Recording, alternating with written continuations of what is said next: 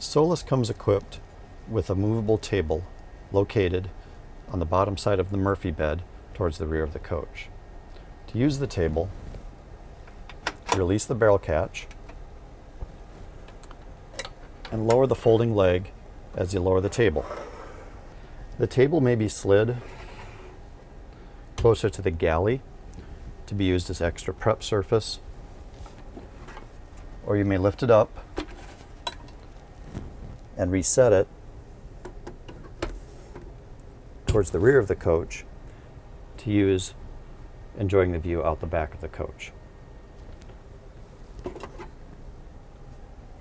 Return the table to its original position, making sure that the table is ahead of the crossbar on the bed.